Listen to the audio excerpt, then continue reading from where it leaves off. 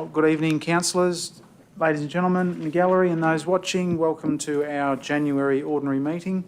To begin, I'll request the General Manager make announcements regarding the live streaming of tonight's meeting, please. This meeting is being live streamed and or recorded for on-demand viewing via Council's website. Attendance at the meeting is to be taken as consent by a person to their image and or voice being webcast. All speakers should refrain from making defamatory comments or releasing personal information about another individual without their consent. Council accepts no liability for any damage that may result from defamatory comments made by persons attending meetings. All liability will rest with the individual who made the comments. The meeting must not be recorded by others without prior written consent of the Council in accordance with Council's Code of Meeting Practice. Councillors and staff are obligated to declare conflicts of interest as required under the Local Government Act 1993 and Council's adopted Code of Conduct. Councillors are reminded of their oath of office whereby they have declared and affirmed that they will undertake the duties of the office of councillor in the best interest of the people of Wentworth Shire and the Wentworth Shire Council, and they will faithfully and impartially carry out the functions, powers, authorities and discretions vested in them under the Local Government Act or any other act to the best of their ability and judgment. Thank you. Thank you, General Manager. We'll open the meeting with a word of prayer and an acknowledgement of country. If all could stand, please. I'd like to pay my respect and acknowledge the traditional custodians of the land on which we are meeting and pay my respects to elders past, present and emerging. We give thanks for this day and for the opportunity to work together. May we represent all members of our community fairly. We seek blessings on our meeting here today. Amen. Please be seated.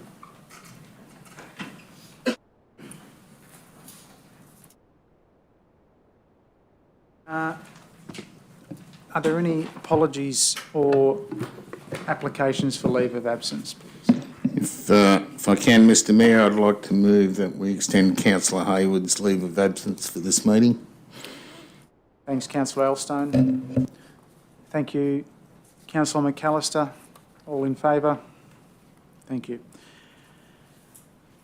And we wish Councillor Hayward and his family send our regards their way. Are there any disclosures of interest? I'll work from left to right. Councillor Rodder. Non-pecuniary insignificant interest in 9.7 on the council delegate on the Wentworth Regional Tourism Board. Thank you. Councillor Elstone.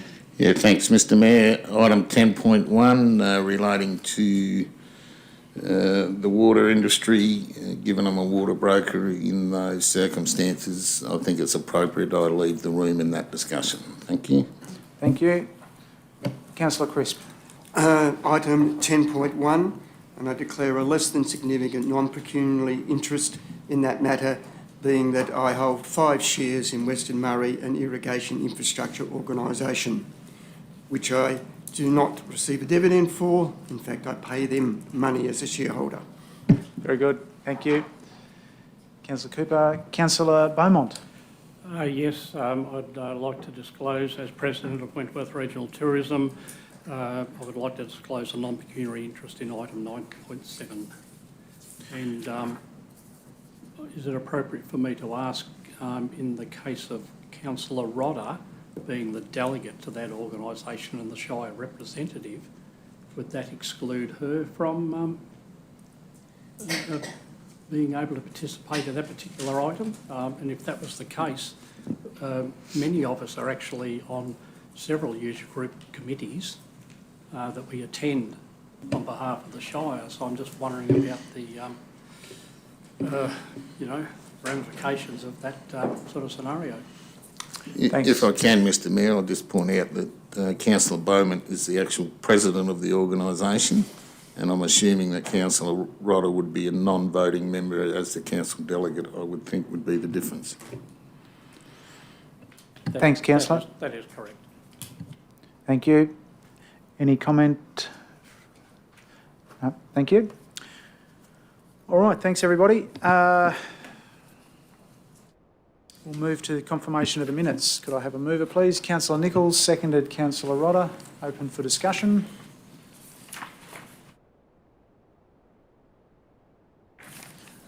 All those in favour of accepting the minutes? That is carried unanimously. Thank you. Item 6.1, outstanding matters from previous minutes. Could I have a mover, please? Councillor Rodder, Councillor McAllister. Any discussion? Councillor Elstone. I've probably been a bit of a pain on this, with my apologies, on those riverfront parcels, but to read that the reason there is because they don't meet the minimum lot size, I think is a bit stupid, because in the case that we're looking at, it wouldn't be the minimum lot size that it's in. Accept your comments, Councillor Elstone, and I'll formulate an opinion, probably aligned with the desire to consolidate those parcels in, and with George Caninde, the acting director, will formulate another opinion or confirm one or the other. Thank you. Thank you. Councillor Beaumont. Yes, just in relation to item 10.1 on page 48, the PS Ruby and the action record is the Heritage and History Advisory Committee meeting has been placed on hold pending resource availability, and I understand resources are stretched at the moment. However, I'd suggest we need to place a higher significance on the matter of setting a date for an inaugural meeting of this committee. We have the Junction Rally coming up on the 6th and 7th of July this year. A key component of the rally is and has been the participation of historical rivercraft, with the PS Ruby previously being a feature. At the moment, we have the Rubies languishing in a pondage, locked pondage, which means that the vessel is receiving no maintenance. There's no public access, and access to the Friends of the Ruby apparently has been denied. So I suggest that the future of the Ruby and its potential participation in the 2024 Junction Rally is a matter of pressing necessity. But that, of course, is not the only matter that should be on the agenda of the Heritage History Advisory Committee. So I'd like some comment on that, please. Thanks, Councillor. Yeah, Councillor Beaumont, I mean, obviously it was a function of the departing director, and I'll try and fill the gap as best I can and have that inaugural meeting. Certainly as a meet and greet and try and get some items of relevance on the agenda. Right out of this, and for public comment, I can't commit to a definite time frame, but certainly, yeah, within the next 6 weeks or so. I just think that there probably is a community expectation that the Ruby might have some role to play in the Junction Rally. I'm not sure how that would play out, but I think some discussion needs to be had. I agree, and unfortunately you can't deliver all the outcomes of the desires. So to take the Ruby round of the junction was put on hold last time before the floods come, or when the event was happening previously. It wasn't achievable under the recommendation of the surveyor. So I don't know what's changed since then that would make it possible. Would relocating to the wharf be achievable? I'll consider the options under the guidance of those more knowledgeable in the river vessel. Thank you. Thank you. Okay, all those in favour of receiving the report? Carried unanimously. Thank you. Item 7.1, I move the mayoral report. Thank you, Councillor Elstone, for seconding. Any discussion? Thank you. Any other? You have a question? Councillor McAllister, and microphone, please. Thank you. I'm just interested in their meeting with South West water users. Was there something specific that they wanted to talk to you about, please? South West water users. Oh, that was to meet with the MDBA. We just happened to be invited to a meeting and they had their representatives there as well. So from a council community perspective, we reiterated our usual refrain that we'd like end-of-system targets of flow and associated water quality. Also brought up the issue around future investment in the Pooncarie Weir replacement and fish ladders, and of course the South West Water User Group had their own perspectives. So just to be clear, so the meeting was with the MDBA, not with the South West Water Users, or the other way around? It was The way it's been written. I see what you mean. Yep. No, it was an invitation. So it was with both, so perhaps that can be amended to Certainly. include or to properly reflect who the actual meeting was with. Yeah, sure. Good pickup. Thank you. Any councillor reports? Councillor Rodder. Thank you, Mr Mayor. So I'd just like to let councillors and the wider community know the Australian Inland Botanic Gardens are hosting a Baronga Golgol Lions Australia Day breakfast, and encourage and invite everybody to attend what will be a fabulous morning at the gardens. The other thing to do with the gardens, the Magenta Art Prize, it will be held at the gardens in the Magenta Woolshed over Easter, and I encourage people to put that into their calendar. Entries are starting to come in already, and it's looking set to be a fabulous fundraising initiative for the AIBG. Thank you very much, councillor. And I'll just back up a step, a bit rusty over the Christmas break. So if I could just ask councillors to, those in favour of accepting the mayoral report with the amended words as per councillor McAllister. And all in favour, that is carried unanimously. Thank you. All right. There are no reports from committees. Move on to item 9.1, the General Manager's report. Could I have a mover, please? Thanks, Councillor Elstone, Councillor Cooper. Any discussion?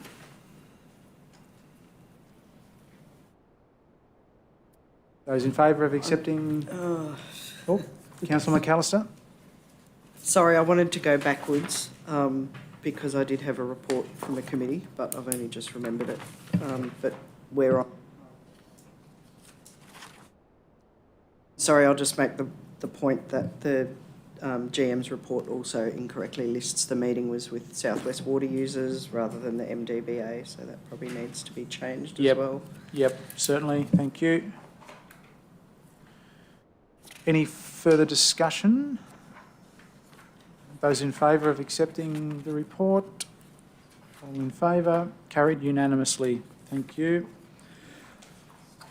Item 9.2, Far West JO. We have a recommendation there. Could I have a mover for that? Councillor Cooper, Councillor Crisp, thank you. And open for discussion. Councillor McAllister. I think I might have mentioned this before. I'm not sure about whether there would be fees to pay with this one. Sorry. Can you help me, Simon? Non-associate member, there's no fees. No but, fees. But if we become a full member, there'll be fees. Yeah, so my concern, I guess, is that previously this council was part of RAMJO, or Ram Rock, I think it was back in the day.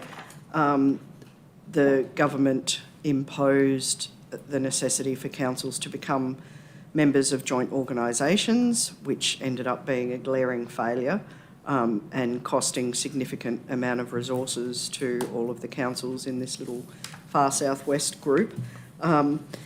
As we've seen time and time again, especially with tourism and Destination New South Wales and Regional Development Australia Far West, Murray, sorry, our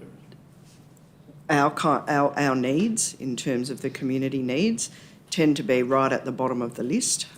We usually end up being a lower paying member. We're seen within those groups as less important because we have a smaller population, and a lot of the funding that is resourced towards keeping these groups afloat ends up going to the larger councils, in particular councils like Albury, who tend to benefit a lot, especially in comparison to the relatively small benefit, if any, that this council could achieve. And I don't actually think that attending as an associate member, for the amount of resourcing that it would require just to attend meetings and not even having a vote, to me seems like, just throwing good money after bad. And I think this council has previously discussed the relative merits of setting up, whether it doesn't have to be a formalised group, but finding the synergies locally where we can actively, I suppose, promote the Shire more broadly, particularly along the Darling River Run, and particularly with Balranald and Renmark and Mildura. And I would suggest that those local linkages would serve our people better than perhaps funding something that's really going to benefit a council that's hundreds of kilometres away. Thank you. Any response? Councillor Rodder and then Councillor Nichols. So just in regards to Councillor McAllister's comments, so if the GM would be able to provide some insight into the operations of the Murray Waste Group and any benefit of being involved in those discussions, please. My comments didn't have anything to do with the waste group, and I think they do excellent work.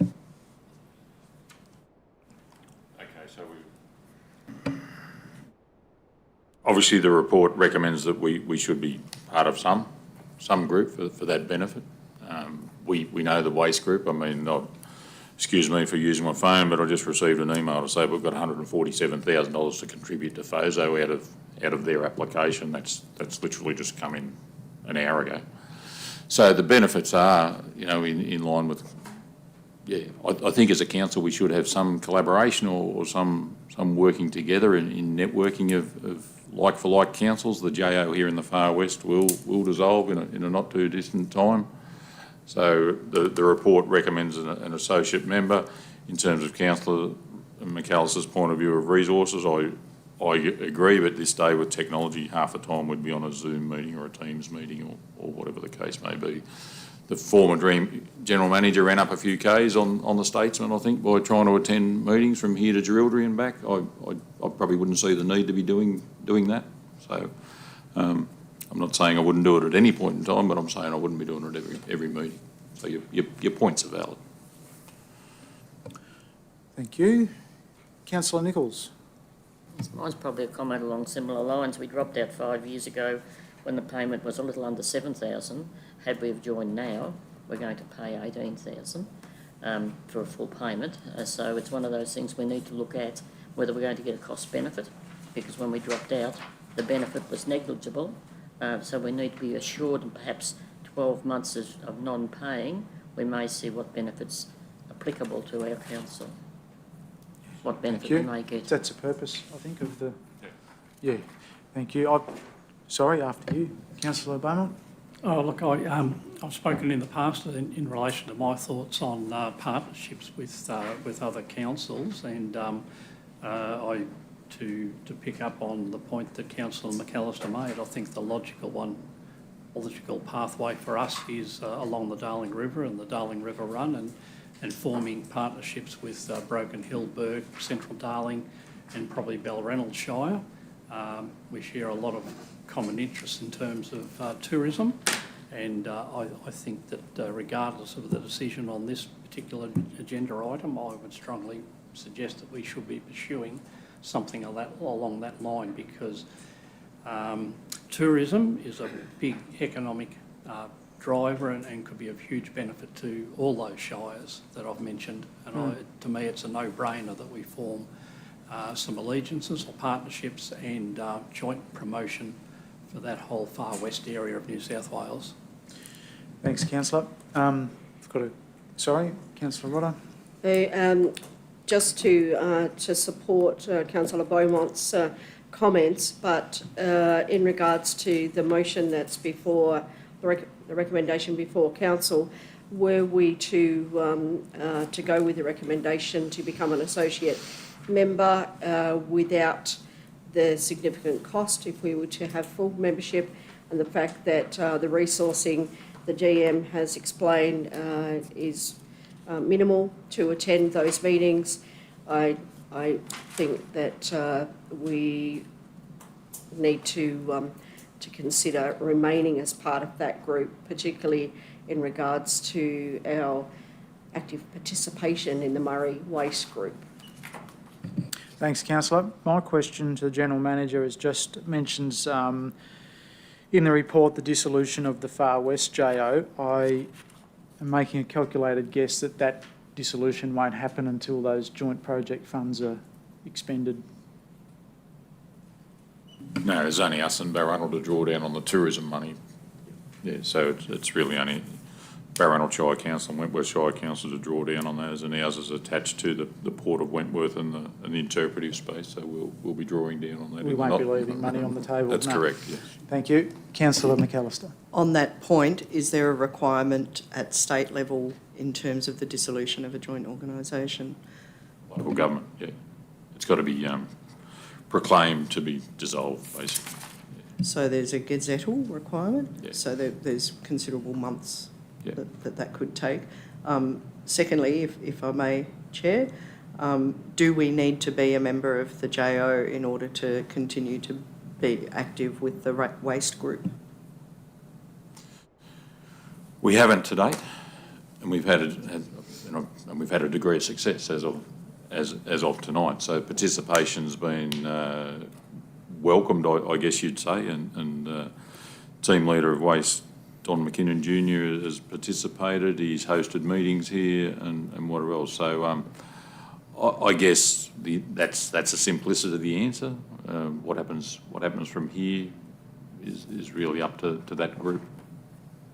So just to really clarify that point, there's nothing in this letter that says that we won't be part of the waste group if we don't. And can you expand on the 140 for FOSO that you just mentioned, please? Is that for the year or for a rollout It's of a a particular program? It's a rollout between 2030. And sorry, my phone binged and I shouldn't have had a look at it, and it basically said $147,000 on there. So I'm sorry, I don't know any further content than that at this point in time. It's a healthy bing. All right, thank you. Are we ready to vote? All those in favour of accepting the recommendation? All those against? Thank you. That will be recorded. Item 9.3, Men in a Shed request for financial assistance. Could I have a mover? Thanks, Councillor Crisp. Councillor Rodder has seconded. Open for discussion. Thank you, Mr Mayor. I'd just like to commend the Men in the Shed for their efforts and their work they've done and what they do for both themselves and their community. And I would hope that all councillors can support this, which will have the project completed and allow occupation for the centenary. Thank you. Thanks, Councillor Crisp, and acknowledge President of Men in the Shed in the gallery with us this evening. Any further discussion? Anyone wish to speak against? Oh, not against. I would just say I like Councillor Crisp, commend the Men in the Shed for their achievements thus far. I think it's a wonderful asset, not just for Dareton but for the Shire, and they do great work. I've experienced and seen the results of their work. I've had some things done there myself. The guys have done fantastic work, and I think it's a great asset, as I said, for the Shire and particularly Dareton. an incredible facility and certainly one that needs to be able to open. Councillor McAllister.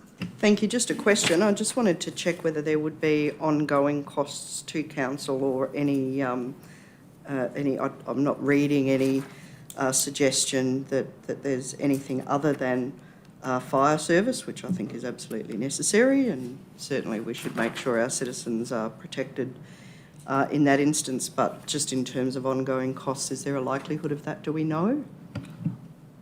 I don't perceive any, Councillor McAllister. This is the finalisation of a building project. The men in the shed have a licence with us as trustees of the reserve, so it really is the need and desire to complete the final end of the project. So obviously, in line with the recommendation, is that we seek that we amend the local roads and community infrastructure program to delete the Baronga toilet block and include the men in a shed, and we provide support up to $100,000. Thank you, General Manager. Okay, if there's no further discussion, I'll put the motion, parts A and B as written. Those in favour? That's carried unanimously. Thank you.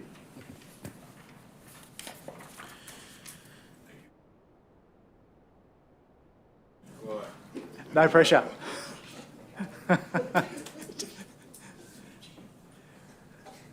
Item 9.4, writing off outstanding debtor account. So moved. So Councillor moved. McAllister, seconded Councillor Cooper. Open for discussion. Councillor Elstone. I think it's summed up pretty well, Mr Mayor. It's been sitting there for way too long. Let's get it done. Thank you. Any further speakers? I'll put them. Councillor Nichols. Probably along the same lines, how many other of these will we have that have been outstanding for 9 or 10 years? Because this is ridiculous. None?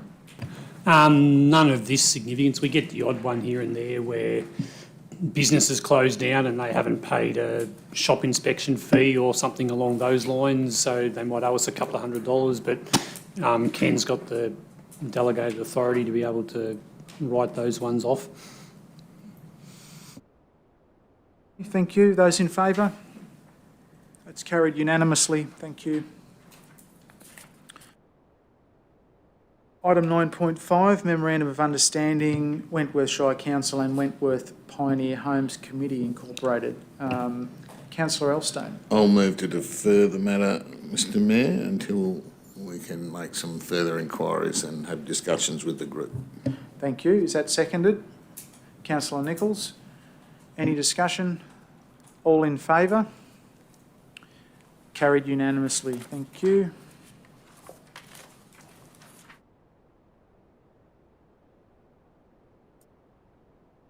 (9.6) Attendance at the 2024 National General Assembly of Local Government. We have a recommendation there endorsing the Mayor and General Manager to attend. Could I have a mover? Councillor Rodder, seconder, Councillor Cooper. Open for discussion.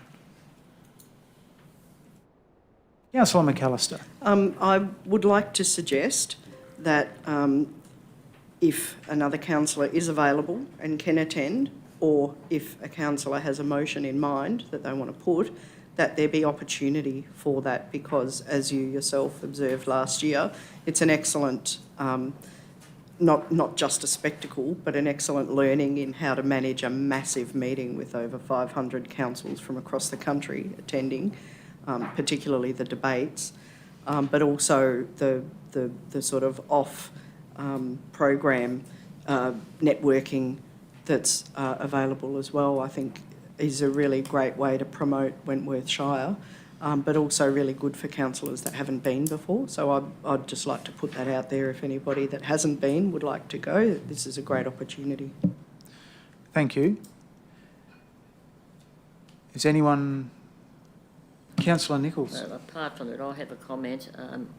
I'm looking at the moment at what these trips are starting to cost us, and for over $5,000 to go to a conference is quite frankly disgraceful. I have no problem with the fact that you're going, and what the Councillor McAllister says is correct. However, $1,000 for registration, which is a matter of sitting in the prices for these is hopeless, and I'm also thinking of the amount of money that we put aside in our budget for all councillors to attend conferences. I think it's 15,000 off the top of my head. You've wiped out one third of it in one conference. So I think we either need to relook and increase that amount, because conferences are,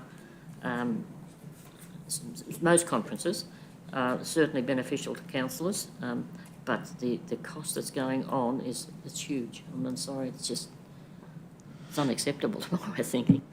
Yeah, I mean, I'll just make a comment in response. I did attend last year for the first time. It was an eye-opener, certainly from a networking perspective, that goes without saying, but I think probably, you know, we'd have opportunity to further exploit. We're in the big tent in Canberra, so exploit further visitation with ministers.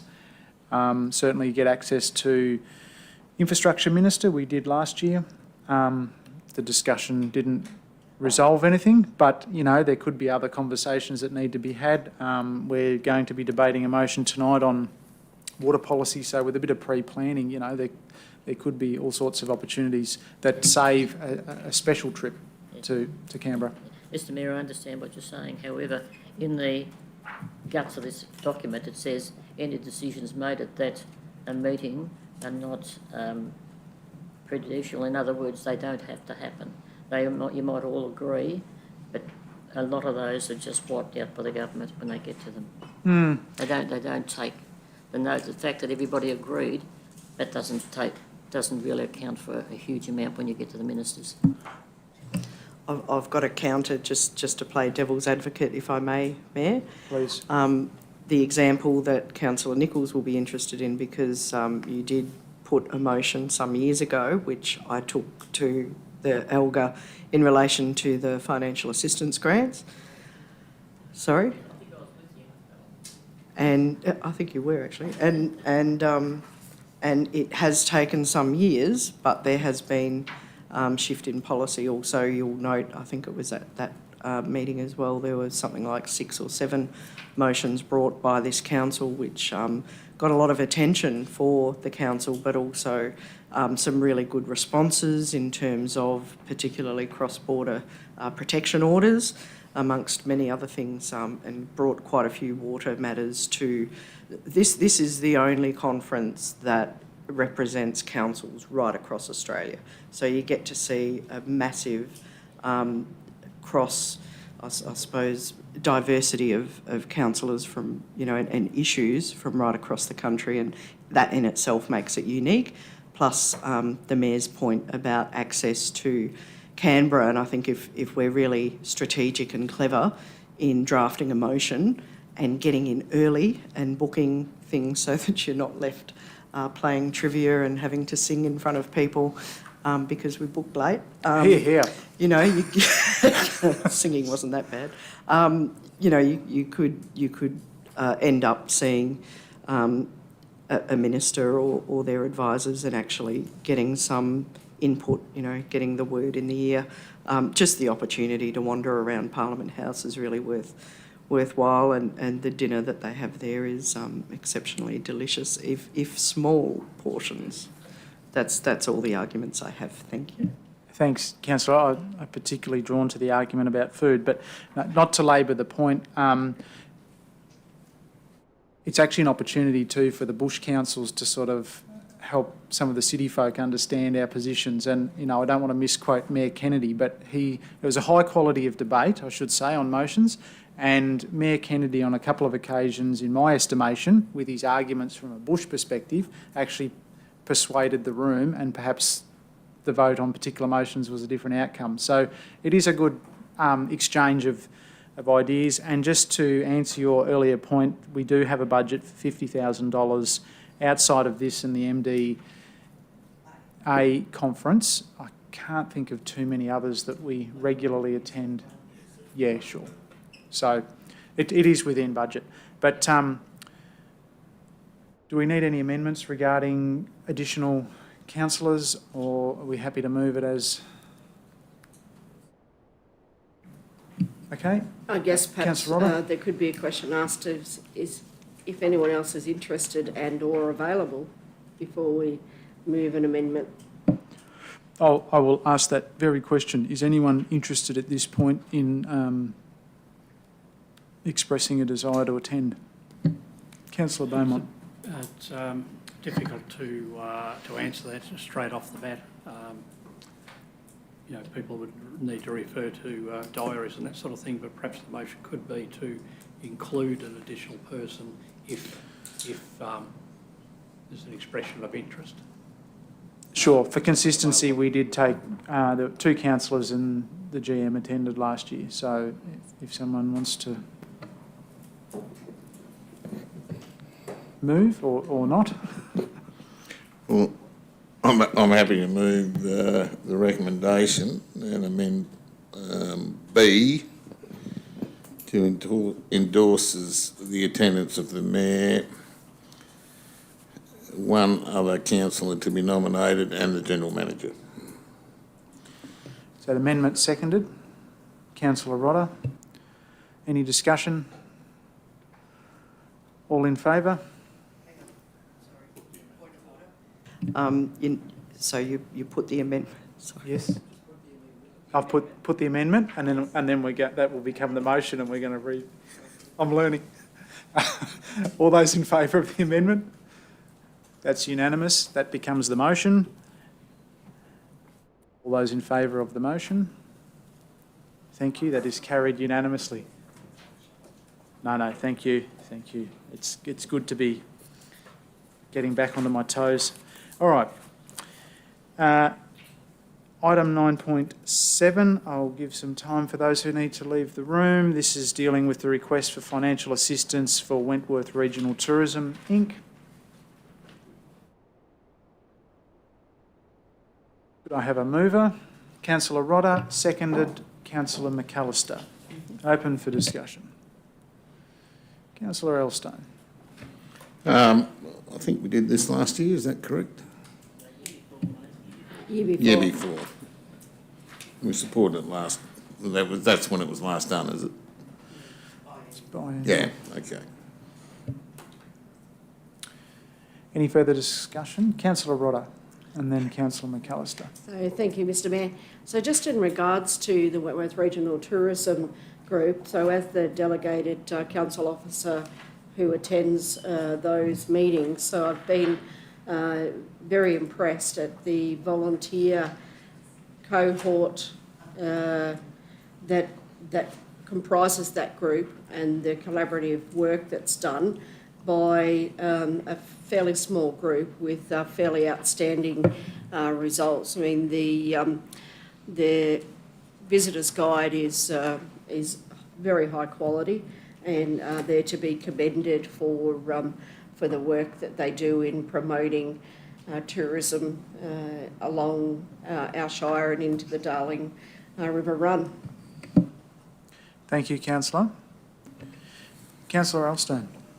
Just a point, we moved a recommendation, is that what we're doing? Well, yes, I'm Has just that looking been at that. done? I'm just looking, is it A, B or C? we have that's 3 been moved options and there. seconded?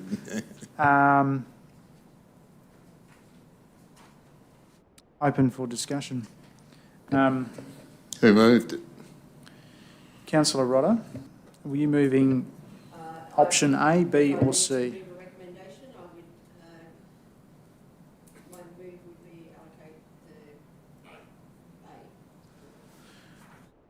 Is a seconder That's wish what to I second was that? seconding, yes, please. So we're discussing recommendation A.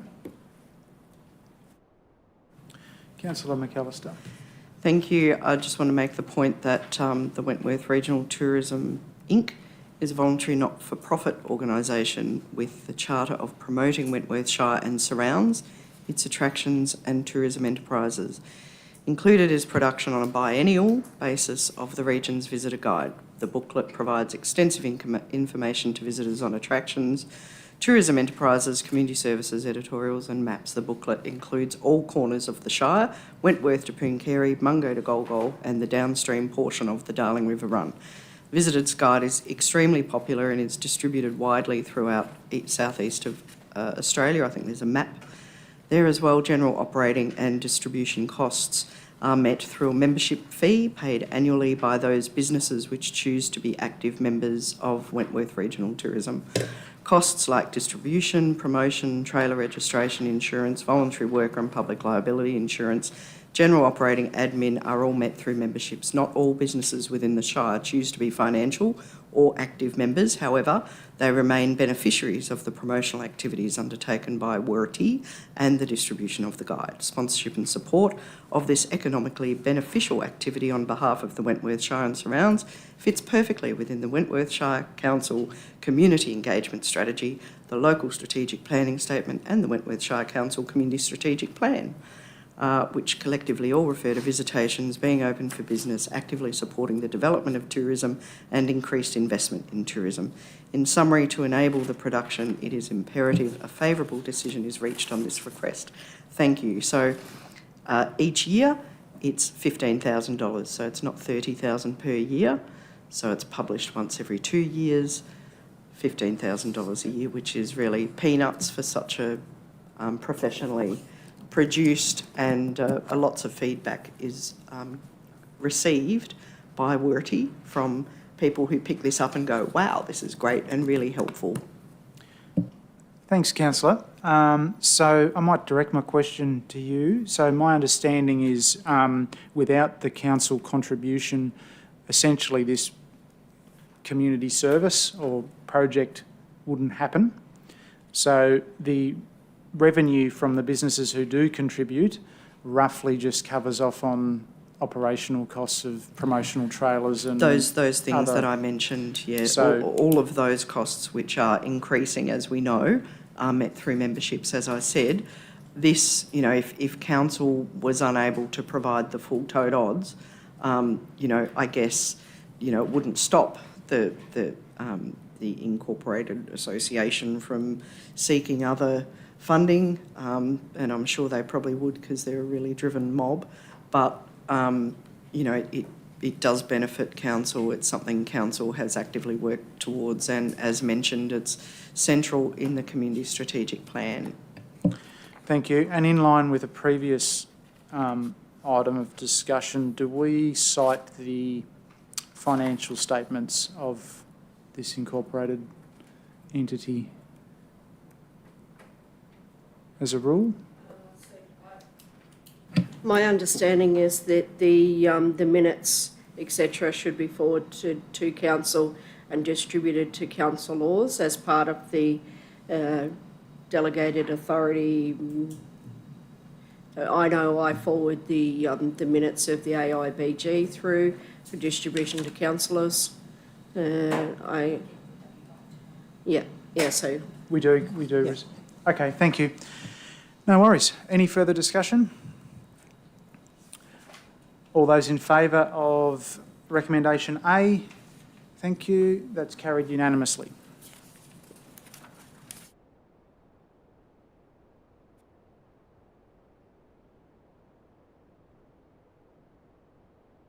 I just wait till we welcome back Councillor Beaumont.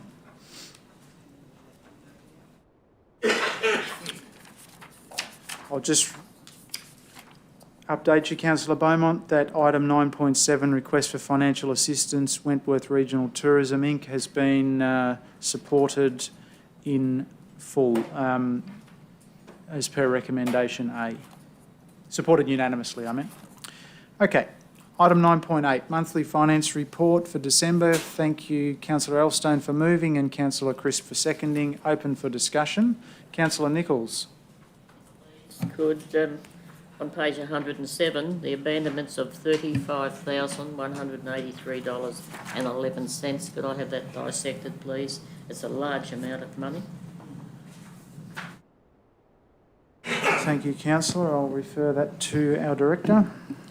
I'll have to take that on notice and get that information to you, Councillor Nichols. Thank you very much, because it's just a big amount of money, not all. Any further discussion? Councillor McAllister. I'm just wanting to understand, and it's probably that I've looked at it before and blanked out. Just to be clear, we have 3 loans in relation to the Bronga landfill, is that correct? And could you perhaps just give us an update on where we stand as a whole, please? A whole as far as the organisational. The 3 loans and where we are in terms of, timeframes. I'm just trying to think what they were originally for. The first one, which has the outstanding amount of $150,000, was the initial loan that we took out when we took over running of the landfill again back in 2015.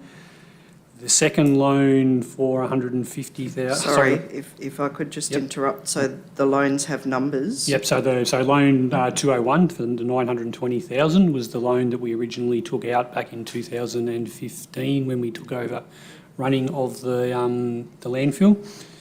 Loan number 204 was the loan that we took out when we did the cell construction work in 2017 or 2018. And loan number 206 was when we bought the new compactor about 2 years ago. So in terms of outstanding, I note they're different interest rate amounts. Yep. How sort of far into it and how far have we got to go with those, please? The first one, loan 201, I imagine we've probably got... It says 130. So I'm just thinking it's probably maybe 18 months worth left before that one's paid out. The other... There's a due date, Colin. Yeah. Yeah, the other ones are on fixed amounts for a set period of time. So the loan number 206 was, I think, about a 7 or 8 year loan for that one. So it was a fixed amount for about 5 years or 6 years initially, and then the larger one's got a long time to go on that one. Yeah. So thank you. If I may, Mayor, just a final supplementary. So loan 206 is locked in at 1.85%. Correct. For that For period of 5 time. years or 6 years or whatever it is, yep. Well done. Thank you. Thank you. Any further discussion? Those in favour? That's carried unanimously. Item 9.9, monthly investment report for December. Moved Councillor Elstone, seconded Councillor McAllister. Open for discussion.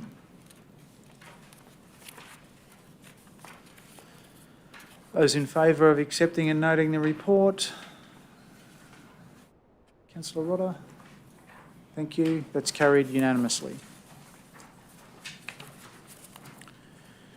Item 9.10, the Pooncarie Telecommunication Tower Lease, round 2. We have a recommendation. Moved Councillor Beaumont, seconded Councillor Cooper. Thank you. Open for discussion. Councillor Beaumont. If I could just thank Director of Finance, Simon Rule, for doing some further work on this matter. It was deferred at the October meeting for some further investigation, and I think that it has resulted in a better outcome for the Shire. The matters under consideration and the background certainly explain the situation with the 4 separate 5-year contracts. Legislative requirements there, and the fact that council will now be $65,000 better off over the term is a better windfall, better results. Thank you for that work. Thanks, Councillor. Any further discussion? All in favour? Carried unanimously. Thank you. Item 9.11, our favourite project and works update for January. Could I have a mover? Councillor Nichols, seconded by Councillor Crisp. Open for discussion.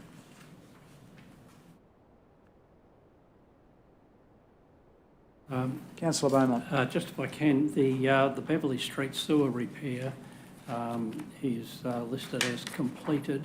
My question relates to the nature strip along Beverley Street, which has suffered a fair bit of disruption as well through the repair process. I'm just wondering whether there's any remedial work to occur there, because at the moment it's just black clay, and I don't know whether it's proposed to seed that nature strip or put tan bark down or whatever, but it's a bit unsightly at the moment and will only grow weeds. Thanks, councillor. Yes, take your point. I'll take that on notice and advise you the follow-up. Councillor Beaumont. Thank you. Thank you. Any further questions? Quick question, just regarding road reserves, which council has varying responsibilities in terms of keeping clean and tidy. If rubbish appears, whether it's green waste or rubbish, is it necessarily our responsibility to clean that, just to sort of clear up any confusion by the community? And if we don't, who would?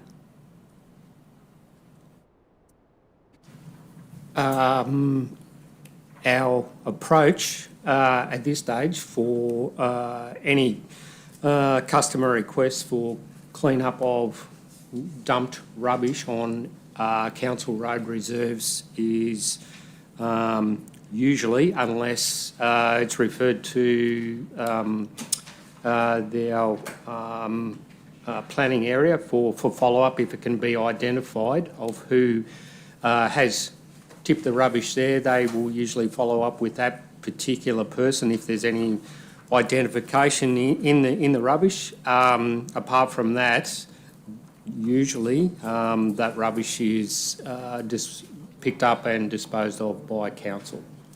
Thank you. And sorry, I skipped ahead a section. So we've dealt with that now. Any further discussion?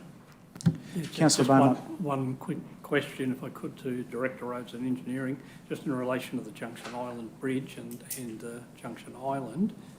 Do we have any idea as to when that trail may be open to public access?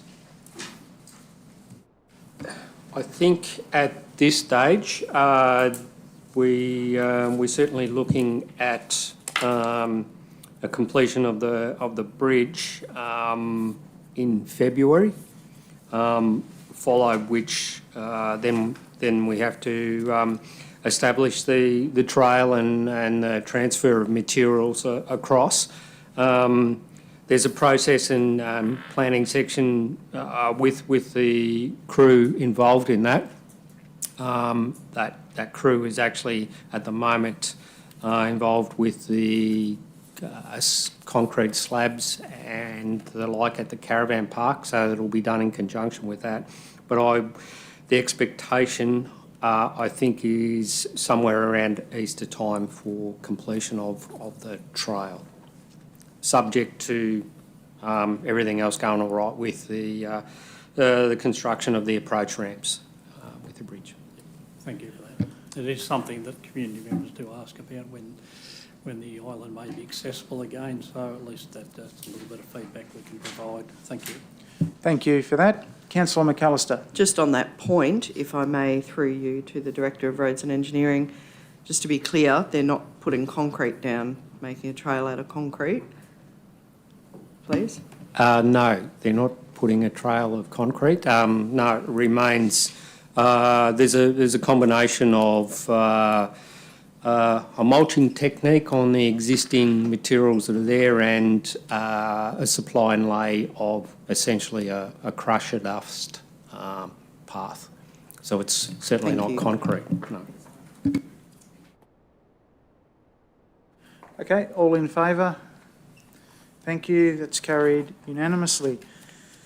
We will move to item 10, notices of motions and questions with notice, beginning with item 10.1, water management mismanagement claims published by Bloomberg 27 December 2023. Councillor Elstone is leaving the room and... Yes.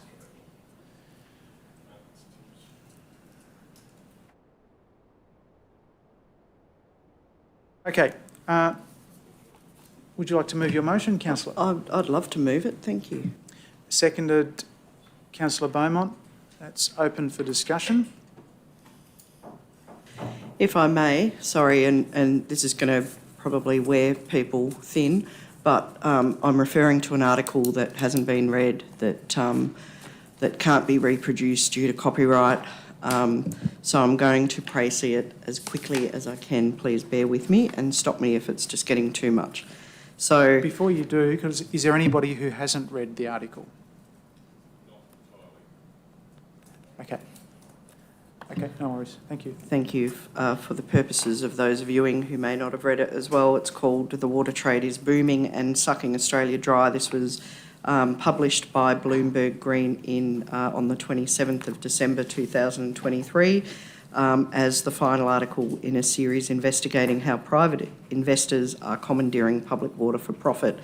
So there are some issues that were raised, and I'm going to dot point them and perhaps sprinkle a few quotes in. So I'm going to not read the whole thing. It's quite a few pages. It's a lengthy article.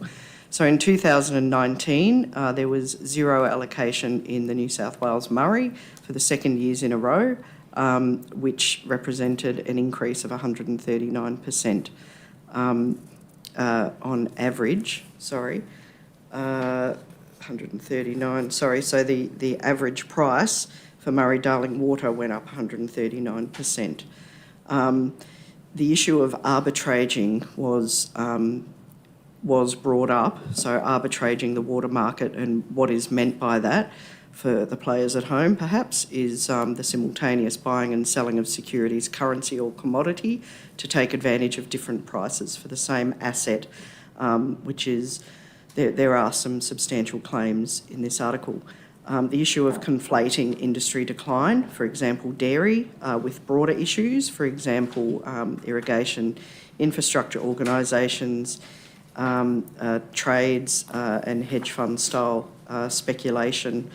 The quote was that multiple factors drive socio-economic decline, and a lot of the narrative that we've seen, particularly from further upstream, has tended to conflate the decline of industry with water availability issues, which may not be the case. Another point was that socio-economic issues at the end of system, so for example a decrease in inflows to the Menindee lakes equals poor water quality at the lower Darling Barker, which we are seeing. There was an issue that's linked to that, being that cotton barrens in the north, floodplain harvesting that is, and investors in the southern basin, particularly almonds, and in between are the irrigation infrastructure organisations, which the quote was unaccountable, even to their own customers. Almonds have grown, tripled in 15 years, and the cotton barrens, the 5 big growers, represent 40% of floodplain diversions in the northern basin, which particularly affects the lower Darling Basin. Lower Darling Barker. Murray Irrigation was holding 160 gigalitres during that severe drought in their accounts. In 1983, water was unbundled from the land, which perhaps was when that was identified as probably the key issue, and resulted in the commodification of a public resource really. Caps were introduced in the 90s, so this is just a bit of history. Irrigation needs altered the river's natural seasons. So, we're watering grapes in December where we weren't previously. The river wasn't doing that level of work. And what I'm saying there is further downstream, so the water has to travel a long way to get to there. The value of entitlements has risen at a compound annual rate of 7% in the past 15 years. Those figures came from AETHA. The report itself was very well sourced, and there is a list of sources at the end. And I also was reminded of an ACCC report, which they referred to as well, which came out, I think, 2019, saying that most irrigation infrastructure organisations are mostly unregulated, that there's inadequate trading data and scant rules in relation to market manipulation and conflict of interests So therefore it was difficult to say whether there was any wrongdoing because there was insufficient data. I remember that they also called irrigation infrastructure organisations geographic monopolies because they were unregulated and they could pretty much do whatever they wanted. Floodplain harvesting has for decades gone on with almost no oversight. So pretty much those irrigators who have been able to harvest water off the floodplain have not had to pay for that water. They've not had to account for it in any real sense. And essentially when the licences came in, I'll stick to what I've got here. On-farm water storage has exploded. Cotton output, for example, has quadrupled since 1990. 3 of the 4 harvested tributaries of the Barwon and Darling rivers have lost more than 55% of their flow in the last 20 years. That's a quote, direct quote. The 4th of those has lost more than 40%. Half of that, according to a university, I think, was due to extractions, not the weather. Onslow University, New South Wales, that quote was from. So far, New South Wales has authorised 256 gigalitres of annual floodplain harvesting in the Barwon and 3 tributaries of the Darling, which equals 37% more than the government estimated farmers were taking in a typical year. 2 big growers are favoured by floodplain harvesting in particular, and again, those claims are sourced. Since 2018, Canadian Public Service Pension and Australian Food and Fibre as a joint venture amassed nearly 50,000 hectares of cotton land, which has made them Australia's top cotton producer. They've been granted licences to intercept 39 gigalitres of Darling headwaters, or 14% of all floodplain harvesting extractions. And the direct quote from the article is, "That's enough to supply all of New York City for about 10 days." They also referred to a 2021 video which came out, and I remember seeing this and was horrified as well, from Ed Peter, who's the chair and co-founder of Duxton Capital Australia. He referred to the perfect storm being the drought and the scarcity of water. His quote was that scarcity is ideal for arbitraging. That company owns $1.25 billion worth of water and farm assets in Australia. A couple more quotes. Turning a public good into a tradable commodity has had far-reaching consequences. Trading water is tantamount to transferring wealth. For example, it suggests some Indigenous water holdings represent 0.2% of Australia's water holdings compared with overseas holdings, which are, I think, above 10% of Australia's water. A race to profit from the nation's water scarcity was another quote. I've only got a little bit more, bear with me. Carryovers. Carryovers are a big issue, so you can, with your floodplain harvesting licence, you can also carry over for up to 5 years in dry time. So if you're unable to get all of your entitlement that year, the river owes you. So it includes 16 gigalitres of floodplain harvesting per year at one farm near Burke. The bonus has bumped up to nearly 80 gigalitres after a long dry spell. That's the bonus that they get from carryover after a long dry spell. On top of their 16 gigalitres, they now are owed 80 gigalitres of water from the Darling, from the Barwon, which is not going to get into Menindee, which is make it here. the core issue, that there's less inflows. I've just got a couple more points.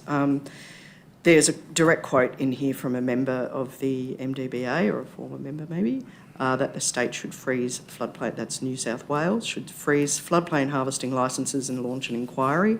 There's a reference to the Chief Scientist of New South Wales report recently that blamed Australia's worst fish kills in part. He said they were caused by altered water use in the Northern Basin.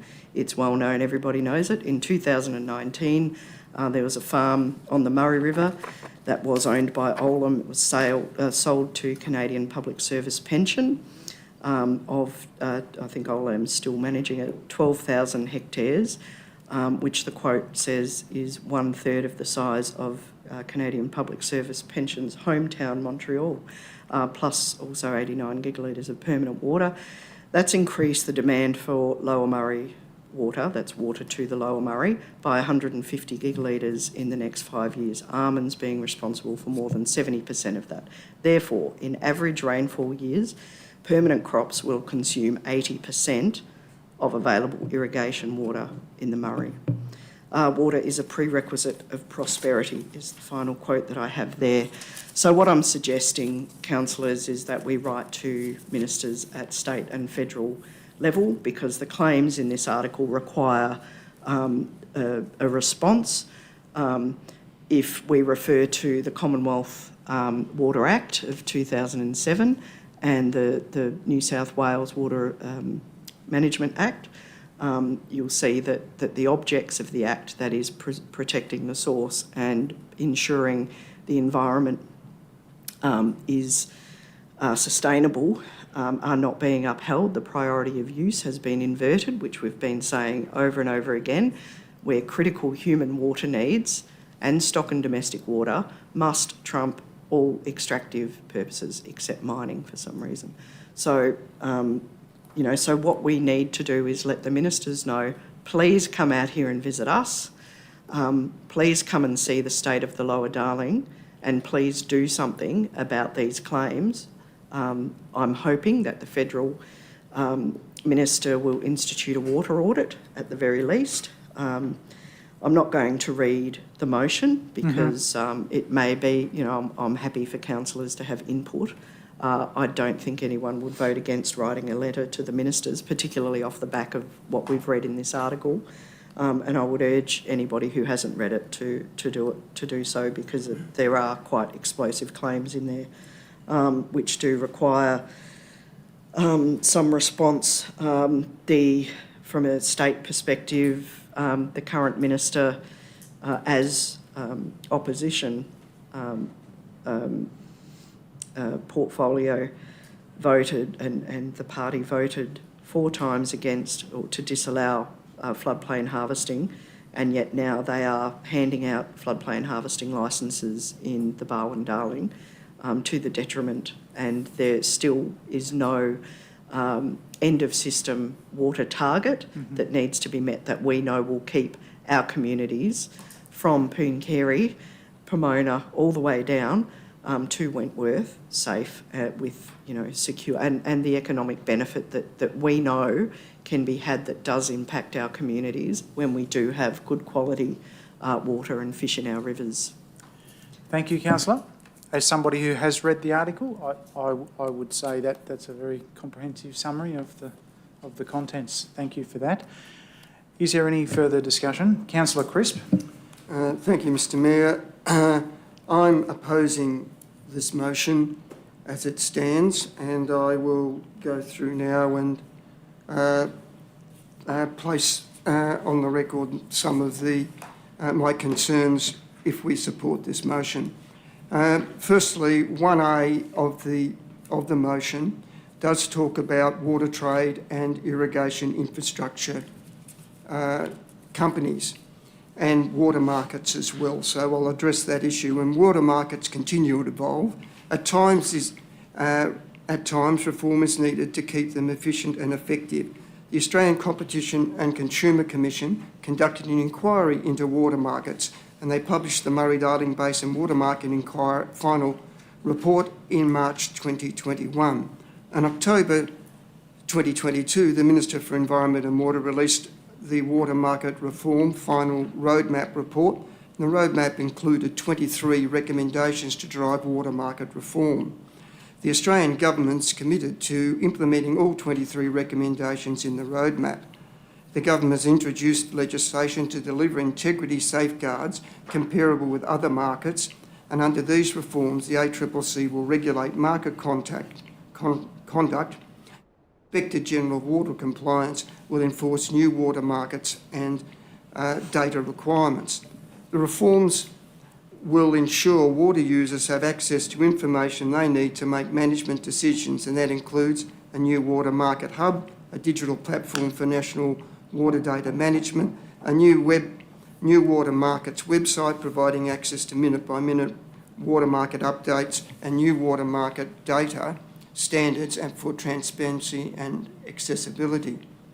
The irrigation infrastructure operators are currently working with the Australian Department on these reforms. While these reforms will improve water market information and transparency, they'll also increase the cost for users.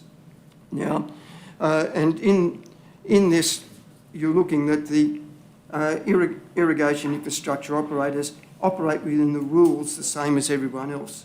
Murray, for example, the Murrumbidgee is in the midst of a major drought, and those who choose to park their clients' water on carryover. And it's interesting to note on that the Murray irrigation, which this refers to, the water that was held, is held on their licence, may well be privately owned money on their licence because of the structure of how those irrigation infrastructure organisations operate. Now, similarly, when we look at that Murray irrigation issue, as I said, Murray irrigation infrastructure operators are highly regulated under the New South Wales Government EPA licences, as well as under the national ACCC water market rules and operating, and the ACCC publishes an annual water monitoring. So that's the Murray irrigation issue.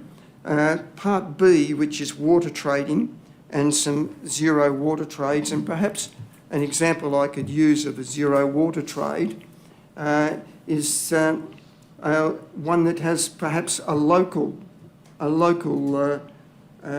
example I can use.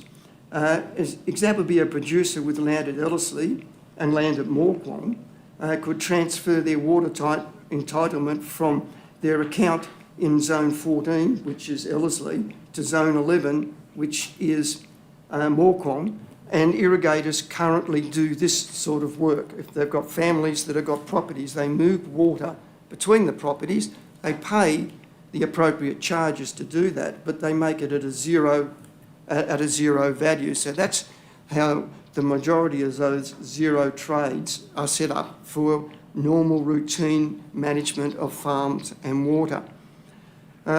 Similarly, under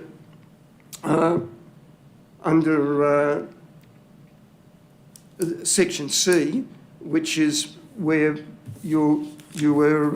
it's been talked about the basin-wide water audit, and that the MDBA completed annual sustainable diversion limits and now have in place an Inspector General of Water Compliance tasked to ensure all basin states are compliant, has the power under the new legislation to ensure compliance, and those that are non-conforming are referred to the National Resources Access Regulator. So with that, all of that that's happening in the water landscape, I think that the parts of the motion A, B and C, I think are not warranted. However, in Section 2, we could work in an area that I did note that with some listening to the mover of the motion, that there is something we can do in relation to floodplain harvesting, the Menindee Lakes and the lower Darling. And for that end, I'm going to move an amendment to this motion. And by moving that amendment, I would like to delete the words after the word to at the start of the motion, and then replace it with words seeking urgent action from the New South Wales Water Minister to formulate scientific triggers for storage levels in the Menindee Lakes that would embargo upstream extraction of floodplain and supplementary flows until satisfactory flows to towns, communities, environment of the lower Darling are met and sustainable for a period of 2 years. I'd like to thank Rachel Strawn for advising on those words. So what that would mean, and very much I know is close to Councillor McAllister's heart, and something that we have been involved in, is those flows in the lower Darling, offering ministers advice or requesting things that are, in my view, being satisfactorily addressed in a very complex environment and bring us back to what has been important to our ratepayers and our citizens of this area, and that's to deal with those water quality and quantity issues ex menendi.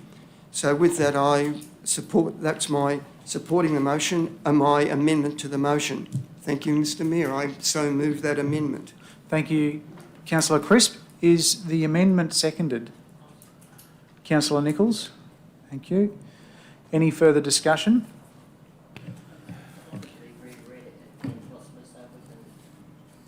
Just before I go to Councillor Roddick, Councillor Crisp, could you please reread your amended motion, and could you further indicate how your amendment deals with Part 1, A, B and C? Right.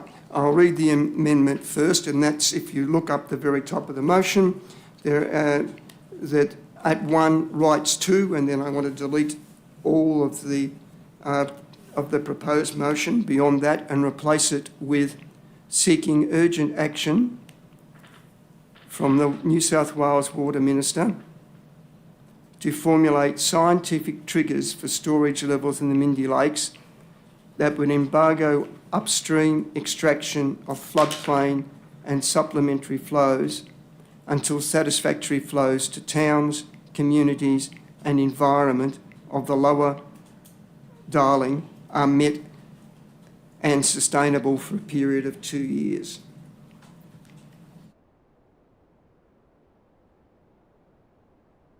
Thank you. Councillor Rodder.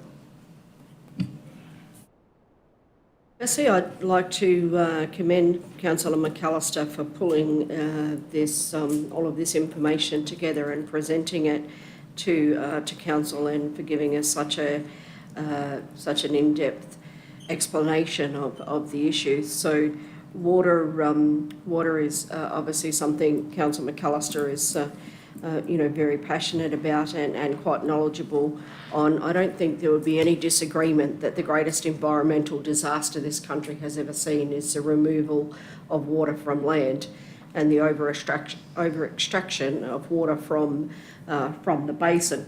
So I understand the premise of Councillor Crisp's amendment. However, the management or mismanagement of the Murray-Darling Basin has bordered on criminal. The over-allocation of water, and I would support the retention of a basin-wide audit and for a public register of water holders and amounts to be made available. So I would like to see that point C amended to include a basin-wide water audit and a register of water holders to be included in any letter that we send to the federal and New South Wales ministers for consideration. Yeah. Any further speakers? Councillor McAllister. Just an opportunity to respond to Councillor Crisp. Very well thought out amendment, and thank you for the time you've taken in doing that as well, because as I said, I seek councillors' input. This is not just my bag. We're all feeling the effects of what has been happening since the unbundling of water and the various manipulations that Councillor Rodders just mentioned as well. To his points, not writing to the federal water minister, I think seeking her response, and it may well be that that what you've presented is exactly what she will write, and that's likely. The issue in relation to and I'm happy to reword it as well if there's issues that you have. In particular, the ACCC inquiry did point out quite a few, and all of the reports that have come out have, I don't know if you've read them personally, but they have the tone of, at the very least, disappointment, but certainly urgency required, and that urgency increasing with each report, at the lack of regulation and oversight at that top level. I think also bringing this article to the attention of ministers at state and federal level is necessary. They may well have read it, but if they haven't, wouldn't it behoove our council to let them know that there are some serious allegations made in an article that requires a response, and where better than at the junction of those two great rivers of the Murray-Darling Basin to make that point. The reason for the basin-wide water audit is, as you point out, the MDBA do produce annual reports. I don't know if you've looked at those reports yourself. Again, they're very difficult to understand.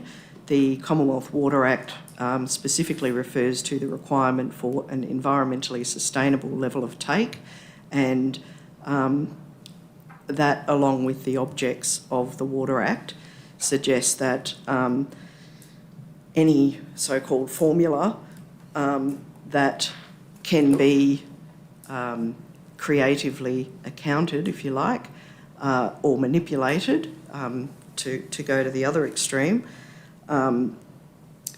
or indeed where there is the slightest level of opacity, is not providing a clear number of how much water is available to be taken, which will leave the rivers environmentally sustainable. And the New South Wales government has continued to, and successive governments, I have to say, successive ministers have continued to make those numbers, the exact amount that can be taken valley by valley. Even our previous letters, and I'll get to that in a minute, about long-term average annual extraction limits being numeric, is for that very point, and that was what the Natural Resources Commissioner said. We need a number so everybody knows how much can you take, how much can we leave that's going to leave the river healthy. What Rachel Strawn and others have been fighting for many years is in fact end of system targets, which have never been in place. So I think we're actually arguing for the same thing. The wording that you've found, that's already happened. So when there were drought years, there was a trigger brought in that when there is less than X amount of water flowing over Wilcannia Weir, then automatically there is a cessation of floodplain harvesting supplementary flows in the north. But the point needs to be made that the priority of use has been upended and needs to be righted. This is something that Rachel and others have also been arguing for a long time, is that critical human water needs, stock and domestic. We've got 250,000 head of stock, west of Cobar. That needs to be prioritised over and above water extraction for the purposes of floodplain harvesting or supplementary flow, or indeed irrigation. Because if the people have nothing to drink, that is a human right, a basic human right. And the quality of our water continues to be less than it has been in the past, and we remember it to be. The issue continues. The inflows into Menindee have decreased and continue to decrease. And if nobody's going to do a comprehensive water audit so that the numbers are independently verified, not by these so-called independent consultants who continually get paid by the government to produce reports that say what the government want them to say, and I'm not going to name names, then we are not going to progress. So I would at the very least urge councillors to consider writing to both ministers, inviting them both to come here. The federal water minister can explain everything that Councillor Crisp has said to us, but I would urge councillors to seek a basin-wide water audit. In terms of Councillor Rodder's point, the Register of Water Holders, I think that sits more appropriately in New South Wales Water Minister, so perhaps that can be taken there. I think that's everything that I have to say. Thank you. Thank you. Councillor Crisp.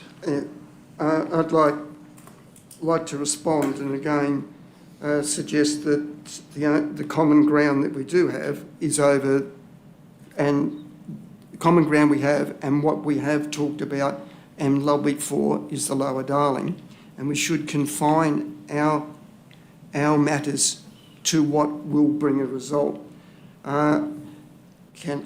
Councillor McAllister, exactly right, that if we write to the Federal Minister, we know what the answer will be. Quite clearly, it's out there, and the Federal Minister will just send us back a standard ministerial.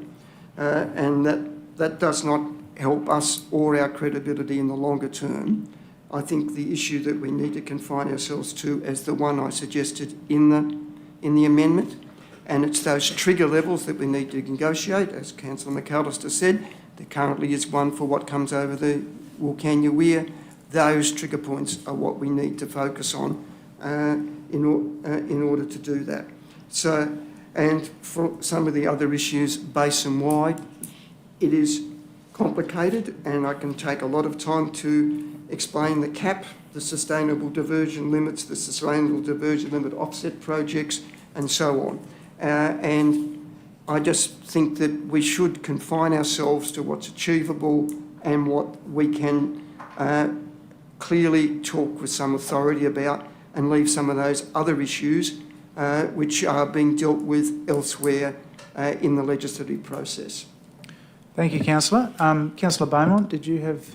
Oh, yeah, look, a few comments, I guess. You know, this is a quite a comprehensive report with some quite concerning findings, and I think the vein of the motion that has been tabled by Councillor McAllister is really seeking explanation, review and audit in relation to water management and hedge funds, zero amount trading and floodplain harvesting, etc.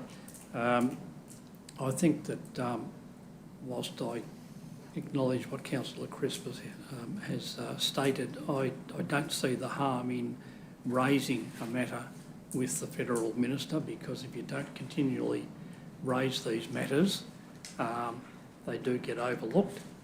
I think there's sufficient adverse findings or adverse points within this report to justify a couple of letters to both one to Federal and one to State Minister to ask for some comment, particularly in relation to that article and the points that Councillor McAllister has included in her motion.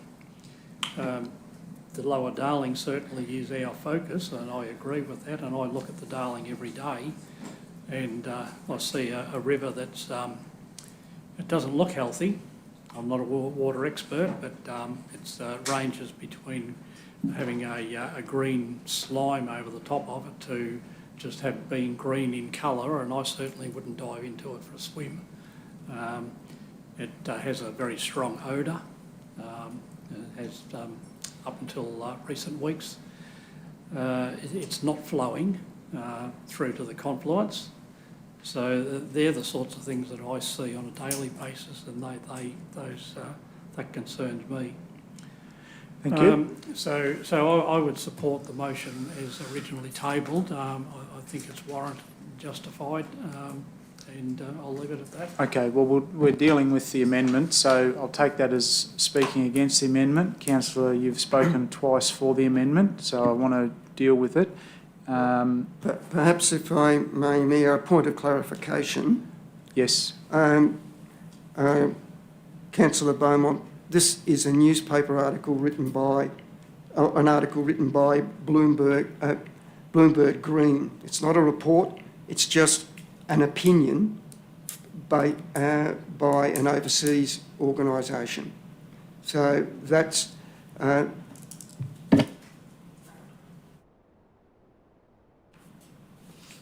Thank you. Thanks, councillor. So it's an article. Councillor Nichols, are you Well, I'd speaking to the amendment? Yes. Thank you. Yeah, look, I'd be speaking for the amendment because I believe the same thing. Once we have this end where the water is as it should be, it stands to reason that the other end is going to do the same thing. I sat in this council with the separation of water from land. It was taken to the National General Assembly. It was supported very much at that time that not happen. However, it was just one of those things that didn't come back. And quite frankly, some of those things, the ministers sit there and you'll get a hand that'll go like this, and that's virtually the end of it. But my opinion has always been that the Darling finishes here at the junction. If our water is as it should be, further up will be balanced, and we have to have the correct flow of water here to be that way. And I think the rest of a lot of and I commend both Councillor McAllister and Councillor Crisp for the work they've put in. I did read the report, a lot of it, I must say, flew over my head, but I would be supporting the amendment. Thank you, councillor. If it behooves, thank you for that word, councillor. The chamber, I'm going to put this to the vote, but on indulgence, just indicate a couple of reasons why I'm supporting the amendment. I'm not opposed to writing letters to ministers. In fact, I have 3 letters here that we've sent to Minister Jackson going back to May last year, between May and October, and all 3 haven't had a response. We've asked a lot, and it hasn't been responded to. I'm attracted to the amendment in that its focus it's pretty tight on the main issue, what we're trying to deal with, which is end of system flows, which encapsulates the quality issues between our junction here and the lake system. And I think this idea of having triggers that would embargo further upstream, we're all concerned about the take. Councillor McAllister mentioned the cumulative effect of 5 years carryover, which basically you quoted a figure of 80 gig, and I'm not going to question that on the fly, but we know that that's water that's not going to join the connected southern basin. So very much in favour of addressing what I consider the central point, which is fighting for our community and the concerns that we have for the lower Darling. In terms of just some of the issues in A, B and C, and the reason I think we potentially don't need to address them in correspondence that will remain unresponded to, in terms of the background information that's provided, the changes that have happened since 2018, we now have NRA actively prosecuting. We have the passage through the Australian Parliament, the new federal legislation, Healthy Rivers Bill. My understanding is that involves a lot of legislation dealing with the water trading areas, and that those regulations are currently being drafted. So much of what A, B and C deals with, you could argue, is being dealt with, including pre-trade data and post-trade data, so that the government can identify who is trading the water, and to ensure that there's not price fixing and silly business going on. So I'll leave it at that. I like the amendment in that it's pretty tight in fighting for what our community would expect us to, and if indeed an invitation to the Minister was received and she was in a position to come to the junction of the 2 greatest rivers and make an announcement regarding these end-of-system flows, I think every one of us as councillors could proudly stand with her to endorse that. So having said that, I'll put the amendment to the vote. Those in favour Could I just respond to what you've suggested? You've spoken against the amendment, councillor. So I didn't allow Councillor Crisp to speak for it again a third time. So I'll put the amended motion. Those in favour? Those against?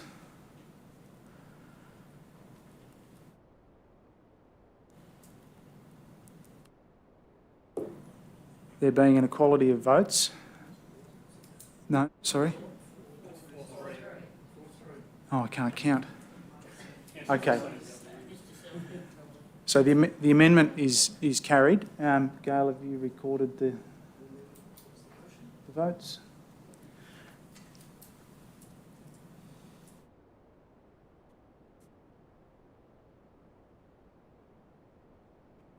We have the minister's name. It's okay. It's a New South Wales Water Minister. I'll put the motion. Those in favour of the motion as printed. Those against? The motion is carried.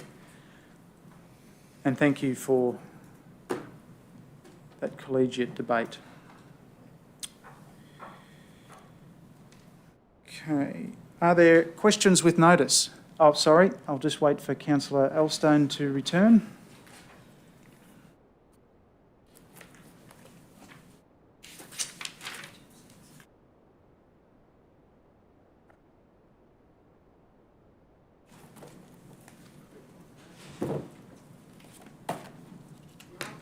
Taken an early mark, you think? Big bashing.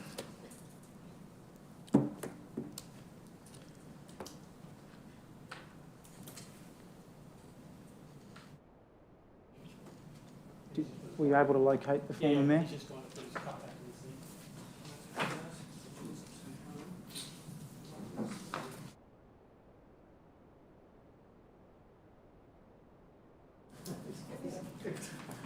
Okay, thanks everyone. We are dealing with item 10, questions with notice. Any questions, please? Councillor Beaumont. Thank you, Mr Mayor. I would just like to speak to the fact that we do not have safe passage or footpath from Beverley Street on Cadell Street, from the Cadell Street Beverley Street intersection down to Junction Park. At the moment, there is no footpath beyond Beverley Street on Cadell Street, so pedestrians are required to walk on quite a narrow road surface, a distance of approximately 400 to 500 metres. I'd like to see an item put on the outstanding actions list to address that lack of footpath or pedestrian access from Beverley Street down to the Junction Island. I'd suggest that once the caravan park is open, that there will be increased foot traffic from the caravan park down to Junction Park, and I think it's it's definitely a safety issue. You don't have pedestrians mixing with motor vehicles on a roadway. I think it's something that should take a project that should take priority. So I'd leave it at that, but ask that matter be put on the outstanding action items list, please, for consideration and rectification. Thank you, Councillor. Okay, where next? Any questions? Councillor Nichols. We did raise it before. I asked that we look at the outside of the Civic building, particularly that facing that part which is not ours. It needs to be addressed. The common area also needs to be addressed, and we need to ensure, I'm sure there was a fairly large figure of money some time ago, probably 10 years ago, and hasn't been spent, that building be painted and it come up to the standard it should be. Thanks, and a question also is, all of a sudden the footpath out the front is disappearing. Is there some particular reason for that? The Civic Centre entry, the ramp going up to the former entry was non-compliant, so there'll be a new Pebble Creek path which will go from the adjoining boundary with the entry into the reception at the Grand Resort right back around to the bridge abutments.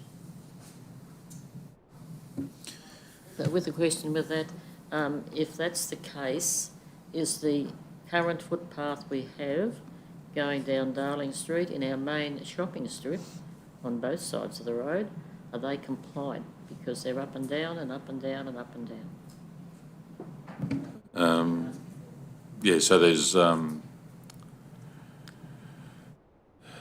a landscape planner working on the sort of streetscape and options around how the footpaths will be rectified for that movement. So it's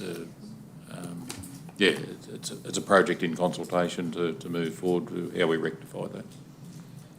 Thank you. Councillor Rodder, Councillor Elstone, Councillor Crisp, Councillor Cooper, Councillor Beaumont, Councillor McAllister. You winner, chicken dinner. Do you have a question? I do. Just interested in whether existing native trees on the highway out at Trentham Cliffs are under threat from development, including turning lanes, and whether neighbours' concerns have been allayed or heightened, please. I note that community groups over many years have planted some lovely old natives, including native sandalwood, etc., out along there. And my understanding is that all of a sudden Transport for New South Wales have deemed turning lanes are required that may well destroy those trees. My words fail me this time of night. Thank you, General Manager. Yeah, going to have to take your question on notice, Councillor McAllister. In response to your bringing that to our attention previously in the Munro's correspondence, the former Director of Planning was to follow up with Munro's and the WAD process, how the approval was going to be gained for the transport management around that. So, sorry, I need to gather further information.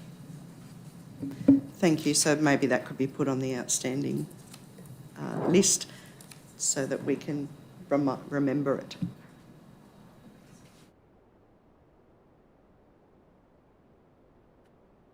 Thank you. Oh, Sorry, Mr Mayor, that did spur a question in regards to Transport New South Wales and the review of the speed zone going out of Golgol towards Trentham Cliffs. Has there been any word on whether that's going to be changed for the 60 zone to go beyond the Riverbend Estate turn?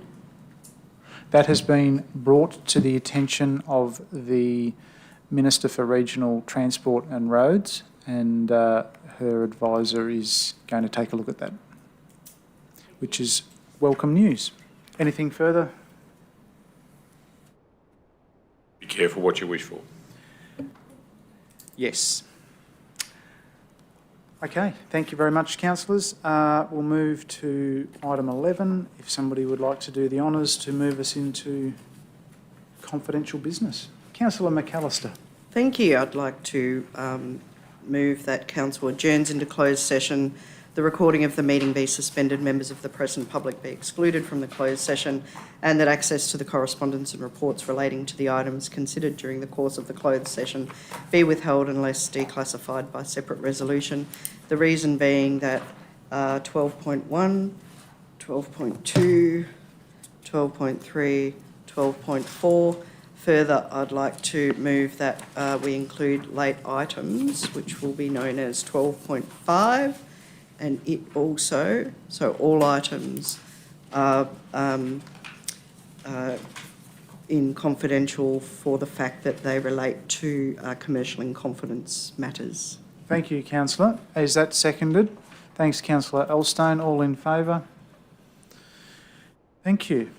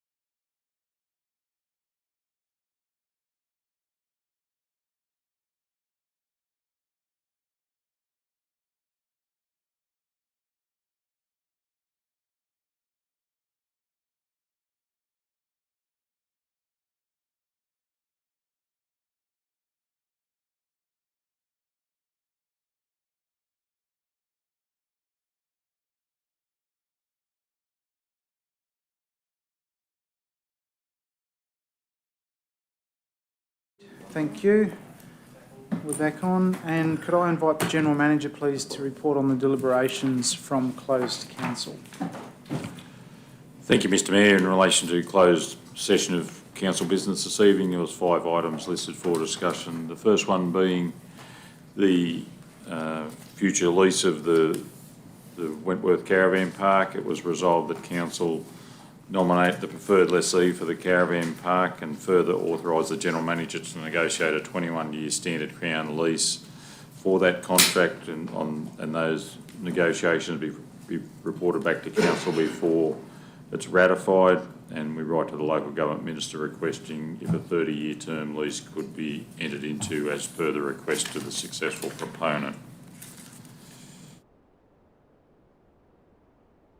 In relation to 12.2, it was resolved that the council accepts the tender from Auto Synergy option 2 for the supply and delivery of the Subaru Forester 2.5 litre for the sum of $39,253.90, including GST, and accept the trade price of $12,000, including GST, for the council-owned Ford Mondeo.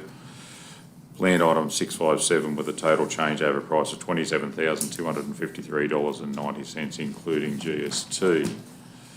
In relation to 12.3, the supply of road-based material for the caravan park upgrade and development, that council, in accordance with the provisions of the Local Government General Regulation 2021, section 178(1)A, accepts the tender from Mallee Quarries and subsequently authorise the Mayor and myself, the General Manager, to sign the contract documentation and affix the seal for the recommended contractor to carry out all work specified for a price of $209,550 GST inclusive.